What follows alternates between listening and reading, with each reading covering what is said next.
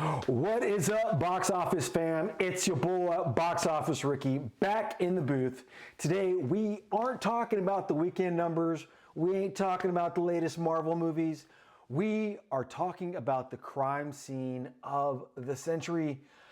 I'm talking about the crash, the burn, and the absolute beautiful disaster that is Francis Ford Coppola's Megalopolis.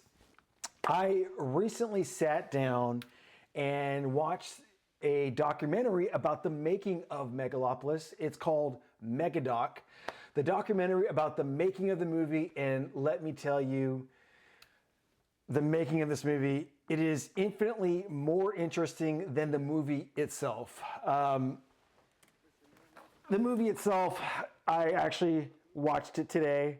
Wow.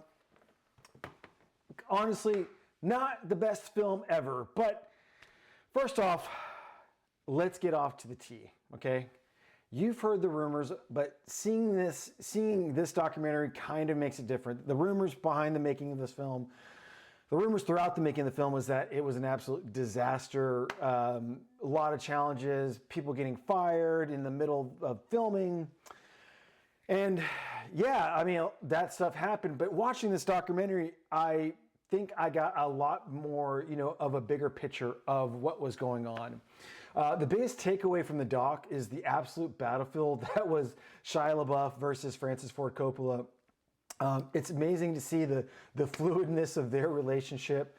One minute they are screaming, the next they're collaborating.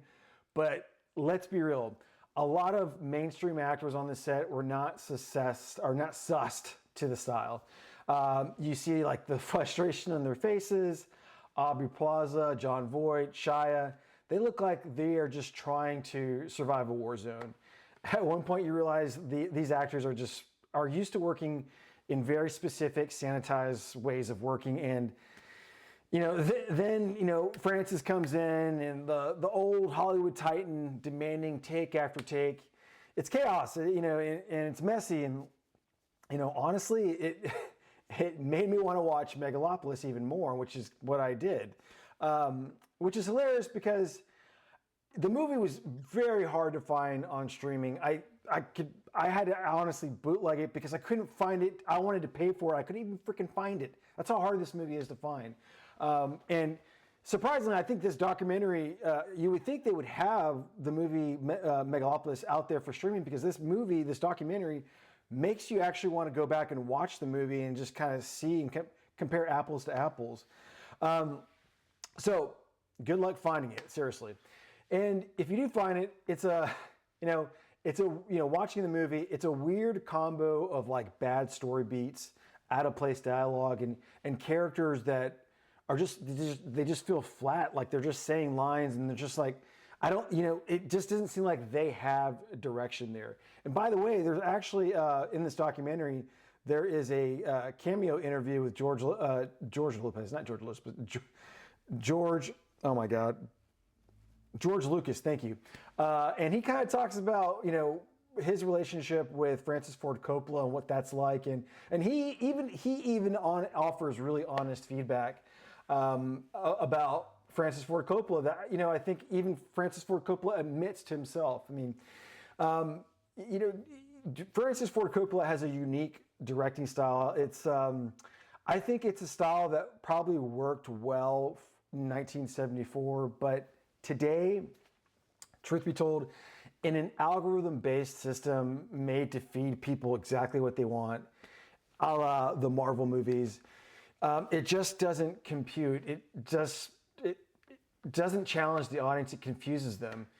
But here is where the documentary absolutely broke me. We have to talk about the context. If you don't know, Francis Ford Coppola's wife died in 2024, which clearly made an already impossible year harder for him. This doc does the incredible job of showing us a man who 100% put his heart and his mind into this movie, and I think that's the tragedy that Megadoc captures. It really shows that you can blindly love something, you can blindly believe in your vision, and it might still be a failure. But listen to me closely. I will never poo-poo on Francis Ford Coppola. Did he make a good movie? No, not really. Should he have spent $200 million of his own money? No, but does it matter? Not really if he had it, right? Because he did something you and I may never be able to do. He went out to make a movie he wanted to make for over 40 years. He took a gamble that would have paid off in the older Hollywood system, but gets eaten alive here. Megadoc, it helps me respect Francis more. It teaches us that at any age you can gamble and lose. And yeah, it does make it hard to watch, right? Someone gamble and lose a lot of their money, mostly all their money at age 82, have to sell parts of their wine vineyard at 82. But at 82, I think in his life, it's worth it. Because, at 82, the dude is still gambling big and he's gambling on himself. And that's something I honestly could hugely respect. Overall, the doc is a must watch. I don't think it hurts the legacy of Coppola. Rather, to me, it humanizes him a lot more.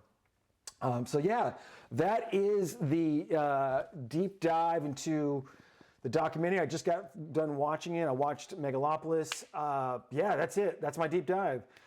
Let me know in the comments what you guys thought. Do you think it was worth spending $200 million of his own money on a dream, even if it flopped? Yeah, let me know what you think in the comments. So don't forget to smash that like button, subscribe if you haven't, and until next time, like I always say, especially now in this crazy world that we live in today, in a world where you can be anything, why not be kind to one another? Guys, I'm Box Office Ricky. Thank you so much for watching. Chat with you soon. Thanks.